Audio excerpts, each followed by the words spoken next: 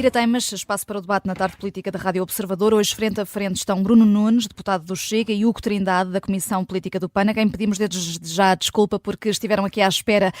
Fomos aqui atropelados pela declaração do Presidente da República e temos de começar já por aí, tendo em conta que Marcelo Rebelo de Sousa diz que não quer comentar o facto de o Chega querer avançar com uma comissão de inquérito, escudando-se aqui no facto de ter acabado de convocar eleições europeias e de estarmos, para todos os efeitos, em período de pré-campanha eleitoral. Começando por si, Bruno Nunes, e tendo em conta que é deputado do Chega, como é que reage a esta declaração do Presidente? Antes de mais, boa tarde. Agradecer o vosso convite. Sabe que eu fiquei aqui durante alguns segundos confuso de quem estaria a ouvir, porque Marcelo Rebelo de Sousa, Presidente da República, acerca deste caso, diz que não comenta antes das eleições, por caso não tínhamos entendido, há 2 dias convocou as eleições europeias, mas foi este mesmo Marcelo Rebelo de Sousa, Presidente da República, que no dia 8 de março, 2 dias antes das eleições legislativas, teceu comentários acerca da participação do Chega ou não num futuro governo, num semanário que hoje, inclusive, o Semanário Expresso, vem claramente a dizer que a Inspeção-Geral acusa a Presidência de condicionar a investigação no caso das gêmeas luso-brasileiras.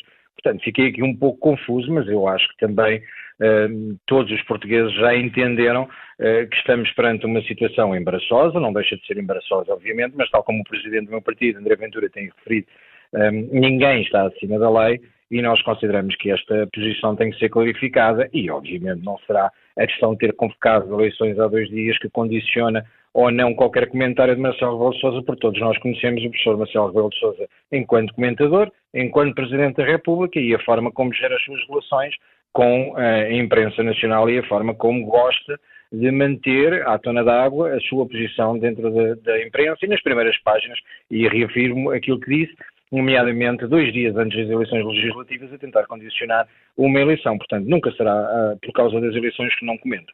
Bruno Nunes, o Chega já anunciou que vai pedir uma comissão parlamentar de inquérito, admite a possibilidade de ouvir Marcelo Rebelo de Sousa. São conhecidas as conclusões da investigação promovida pela Inspeção-Geral das Atividades em Saúde. O que é que pretende o Chega ver esclarecido com esta comissão parlamentar de inquérito?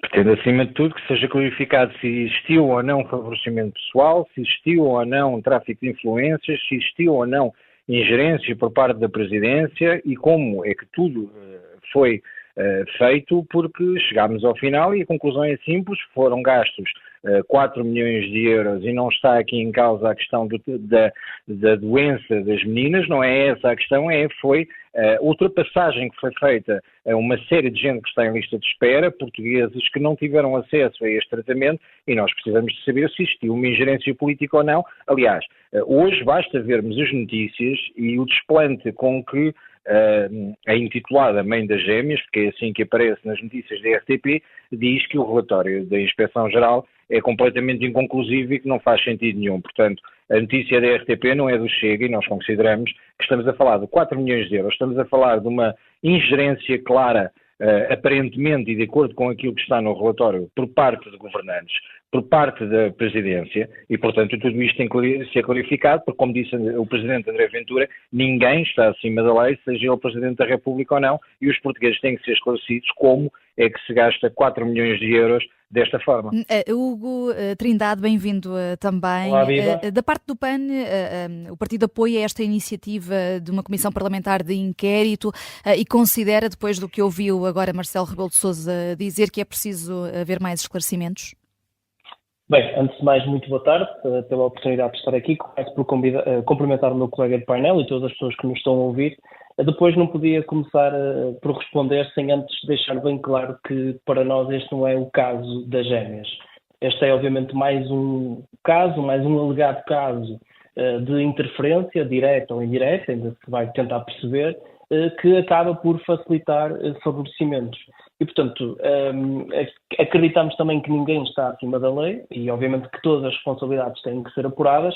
Por isso, nós, como sabemos que o Presidente da República não é fiscalizado pelo Parlamento, obviamente que pode ser chamado a responder a uma comissão parlamentar, assim se os senhores deputados que a constituem acharem que faz sentido. E na opinião do PAN, justifica-se essa chamada do Presidente da República?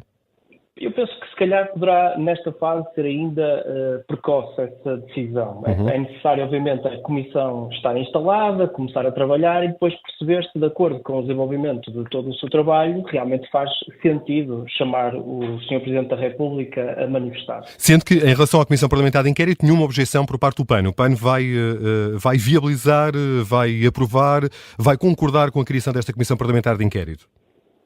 Bem, eu não posso falar ainda pela nossa Comissão Política Nacional, mas parece-me, tendo em conta aquilo que nós defendemos, que é necessário, obviamente, chegar ao fundo desta questão e apurar as responsabilidades para perceber realmente o que é que aconteceu e porque é que aconteceu para que não volte a acontecer. Vamos olhar também para a moção de rejeição do PCP ao programa de governo. Vai ser votada no próximo dia 12. O Chega já sabe como é que vai votar? Repara uma coisa, a noção de... Eu antes de mais queria dizer que não saudei o Trindade e cumprimentá-lo também, peço desculpa pelo facto, dizer o seguinte: o PCP está a tentar dar uma prova de vida depois dos resultados que teve. A moção de rejeição apresentada pelo PCP é completamente irrelevante neste momento e, portanto, é uma tentativa da criação de um facto político por parte do Partido Comunista Português, é uma tentativa de dar provas de vida e, portanto, não podemos levar muito a sério quando ainda não conhecemos claramente o programa de governo. Nós não votamos, nós somos um partido responsável, por muito que tentem passar uma imagem diferente, e enquanto não conhecermos exatamente as linhas condutoras deste governo, nós não sabemos exatamente, à data de hoje, se temos ou não temos um orçamento retificativo, não percebemos exatamente até onde é que o Luís Montenegro quer levar toda esta questão. Sabemos, sim, que o PSD no passado tinha votado este orçamento e que Miranda Sarmento, na altura líder parlamentar e hoje Ministro das Finanças, considerava este um dos piores orçamentos de sempre. Agora, não sabemos se o Miranda Sarmento, deputado, consegue concordar com o Miranda Sarmento, ministro. E, portanto, teremos que entender, porque já percebemos nas últimas horas que já existe uma estratégia de comunicação por dizerem que, eventualmente, afinal, o excedente orçamental não poderá fazer face àquilo que o PSD se comprometeu ao AD, mas essencialmente o PSD se comprometeu na campanha eleitoral e daí poderão advir a decisão de apresentar um orçamento retificativo ou não apresentar um orçamento retificativo. E, obviamente, as linhas gerais do programa de governo terão certamente em sintonia com o facto de existir esta decisão ou não de apresentarem um orçamento retificativo. Portanto, não podemos continuar a ter estas posturas irresponsáveis por parte do Partido Comunista que apresenta uma moção sem conhecerem ainda com que linhas nos vamos cozer na Assembleia da República e que o próprio Governo vai apresentar. Uma coisa temos certo que temos um dos maiores governos de sempre, continuam a ter 17 ministérios e hoje 41 secretários de Estado. E isso temos a certeza que a grandeza ou a megalomania de Luís Montenegro já está evidente da forma como está apresentada. Agora, temos que perceber as medidas que serão apresentadas por estas cerca de 60 pessoas que compõem o elenco governativo. Pelo PAN, Inês Sousa Real tem dito que o partido não pode acompanhar um programa que, de acordo com o Partido de Pessoas nas Animais e Natureza, põe em causa os direitos das mulheres e representa um retrocesso social. No vosso caso, Hugo, o sentido de voto está fechado a favor da moção de rejeição apresentada pelo PCP? Bem, antes de mais, a moção de rejeição é uma ferramenta democrática e qualquer partido a pode usar e a pode aplicar. Agora, obviamente que para fazermos aqui um exercício correto, precisamos primeiro de conhecer qual é o programa do governo e depois a própria moção de rejeição do PCP para se poder decidir em conformidade. Sendo que, à partida, será decalcado o programa eleitoral com que a AD se candidatou às eleições de 10 de março. Exatamente, mas de qualquer das formas é preciso conhecer esse programa, é preciso depois também conhecer a própria moção para realmente decidirmos em conformidade. Mas nós não podemos de forma alguma deixar de lamentar que, tendo em conta a necessidade que há de criar pontes e de abrir para o diálogo, parece que temos um governo de maioria absoluta em que o Primeiro-Ministro ainda neste momento não começou a dialogar com os restantes partidos que compõem a Assembleia Parlamentar. Portanto, vamos ter que esperar para ver, para tomarmos uma decisão dos órgãos próprios.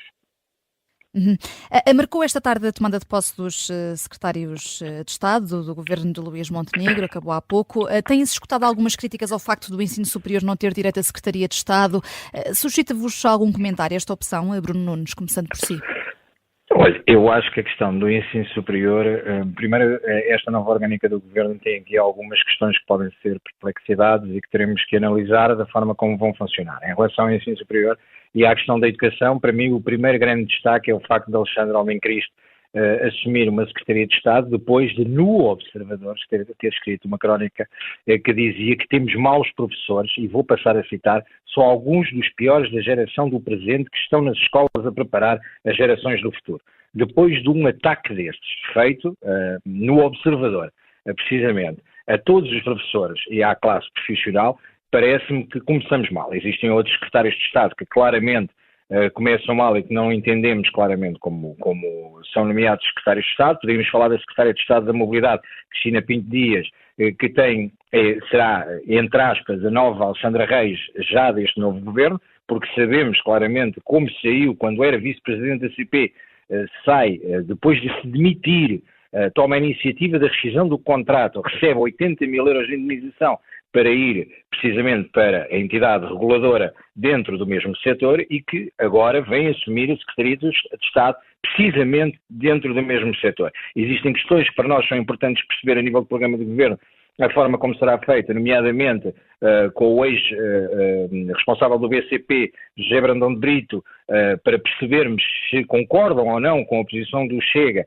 de nós não temos aqui uma questão ideológica, nem temos nenhuma pala que nos iniba com a questão de taxar os lucros excessivos da banca, quando temos alguém dentro da pasta que poderá ter esta questão que o André Ventura e o Chega têm claramente alavancado, que nós tanto ajudámos tantos bancos que chegou uma altura de compensação aos portugueses e temos alguém que vem da banca para gerir estas questões.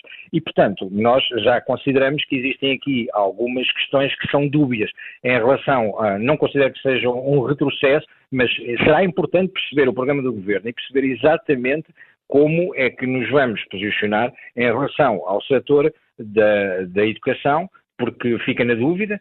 Existe também o arrumar de duas áreas, nomeadamente os negócios estrangeiros e os assuntos europeus, que tinha-se percebido, e o Chega alertou tanta vez para isto no mandato anterior, o facto de não existir um Ministério que tivesse os assuntos europeus e que os assuntos europeus estavam claramente sobre a tutela de António Costa, era uma preparação para o salto europeu de António Costa, que acabou por correr mal pelo caso influencer e pela demissão precoce que acabou por ser alvo, mas todas estas novas conjunturas, mesmo a nível do ordenamento do território e a questão do PRR, da forma como está, vai ser importante entender o posicionamento do PSD do sim ou não à regionalização e do sim ou não à regionalização, pelo menos da forma como estava a ser planeada pelo Partido Socialista. Bruno, deixe-nos ouvir também o Hugo Trindade, estamos a ficar sem tempo e gostava também de ouvir o Bruno Trindade para perceber se tem reservas relativamente ao elenco que ontem foi conhecido dos novos secretários de Estado, 41,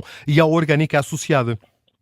Claro, mais do que ter reservas relativamente ao elenco que é conhecido, acho que nós temos que nos centrar naquilo que é a falta de estratégia política e de visão política que este governo, com tão poucos dias, já revelou. Porque se não vejamos, esta falta de uma Secretaria de Estado ou de um Ministério para o Ensino Superior vai, de alguma forma, transformar o Ministério da Educação, Ciência e Inovação numa espécie de mega-ministério.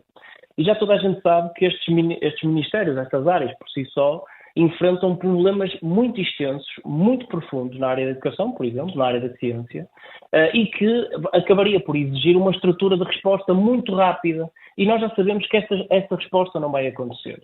E depois, por exemplo, vejamos na área da falta da Secretaria de Estado, da conservação da natureza. A natureza acaba de alguma forma por ser secundarizada. Arrisca-se, aliás, nós bem avisámos durante a pré-campanha e a campanha de que existia aqui uma postura muito conservadora e ela, de facto, se analisarmos para esta estrutura orgânica do governo, percebemos, de facto, que há aqui uma espécie de tentativa, talvez de regresso ao passado, porque podemos olhar para esta ala mais conservadora. Reparemos, a Secretaria da Igualdade passou para a tutela da juventude. Estes conservadores, desculpa lá, estes conservadores são os vossos parceiros de coligação na Madeira, não são? São os vossos parceiros, mas diga-me só isso. É um debate, o diretor, mas é um debate. Eu sei que não quero ouvir esta parte. Não, então à vontade. São os vossos parceiros. Vocês na Madeira negociam com o PSD, aqui negociam com o PS. É uma confusão que ninguém entende. Conclua só rapidamente. Nós governamos com quem olha para soluções... Governam com qualquer um. Basicamente é isso. Não, Sr. Deputado, eu peço imensa desculpa, mas se calhar provavelmente vou ter que lhe relembrar que na última legislatura o PAN foi o partido com uma deputada só, conseguiu aprovar mais propostas que o Chega com mas essa conversa, obviamente, existe uma... Bruno Hugo, eu peço desculpa aos dois.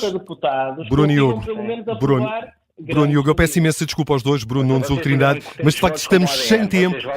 Estamos sem tempo, estamos em cima das 7 da tarde, vamos ter que ir para as notícias, mas fica prometido que no próximo convite que vos fizermos vão poder debater aquilo que decidiram debater agora no final deste Tira-Temas. Quero agradecer-vos a presença aos dois neste programa e pedir-vos desculpa pelo tempo que estiveram a aguardar, motivado pela declaração do Presidente da República. Até breve. Muito obrigado.